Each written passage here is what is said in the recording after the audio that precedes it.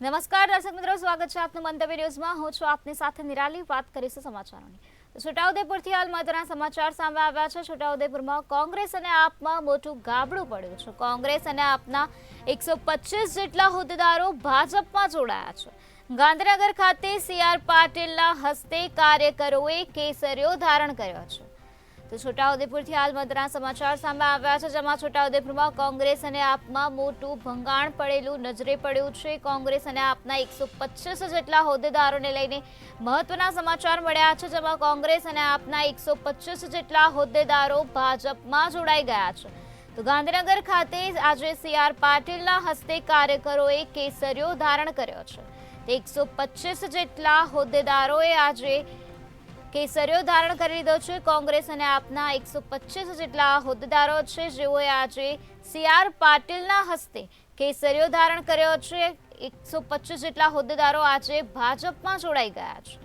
તો કોંગ્રેસ અને આપમાં મોટું ભંગાણ પડેલું જોવા મળી રહ્યું છે। કોંગ્રેસ અને આપમાં મોટું ગાબડું પડ્યું છે। તો આગામી સમયમાં લોકસભાની ચૂંટણી યોજાવાની છે, જેને લઈને એક બાદ એક નેતાઓ ભાજપમાં જોડાઈ રહ્યા છે। તો કોંગ્રેસ, ત્યારબાદ આપ, ત્યારબાદ અપક્ષ, આમ એક બાદ એક નેતાઓ ભાજપમાં જોડાઈ રહ્યા છે। ત્યારે આજે કોંગ્રેસ અને આપના 125 જેટલા હોદ્દેદારો ભાજપમાં જોડાયા છે। ગાંધીનગર ખાતે આજે CR પાટીલના હસ્તે કાર્યકરોએ કેસરીઓ ધારણ કર્યો છે। તો કોંગ્રેસ અને આપમાં મોટું ગાબડું પડેલું જોવા મળી રહ્યું છે, જેમાં 125 જેટલા હોદ્દેદારોએ આજે CR પાટીલના હસ્તે કેસરીઓ ધારણ કર્યો છે।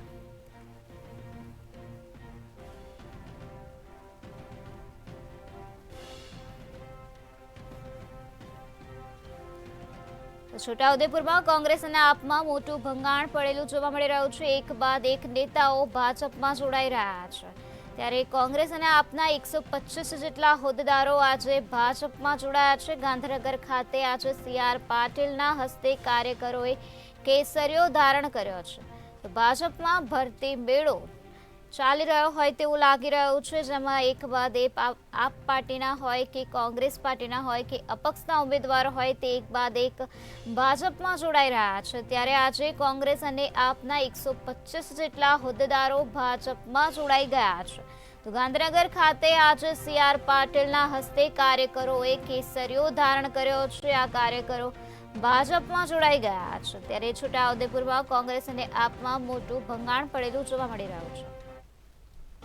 137 છોટાઉદેપુર વિધાનસભામાંથી છોટાઉદેપુર તાલુકા કોંગ્રેસ સમિતિના પૂર્વ પ્રમુખ અને બહુ જૂના સરપંચ એવા ભાઈ શ્રી રૂપસિંહભાઈ, છોટાઉદેપુર જિલ્લા સેવા દળના પ્રમુખ ભાઈ શ્રી ગણપતસિંહભાઈ, ગુજરાત પ્રદેશ સેવા દળના મહામંત્રી સિદ્ધરાજભાઈ લુહાર અને એમની સાથે લગભગ 25 જેટલા પૂર્વ સરપંચશ્રીઓ, 28 જેટલા ગ્રામ પંચાયતના સભ્યશ્રીઓ, 2 તાલુકા પંચાયતના સભ્યશ્રીઓ એવા અનેક લગભગ 125 જેટલા આગેવાનો 137 છોટાઉદેપુર વિધાનસભામાં કોંગ્રેસને રામ રામ કરી અને ભારતીય જનતા પાર્ટીમાં આદરણીય નરેન્દ્રભાઈ મોદી સાહેબની વિચારધારામાં અને ત્રીજી વાર એમને આ દેશના વડાપ્રધાન બનાવવા માટે આ સૌ કાર્યકરો આજે જોડાયા છે।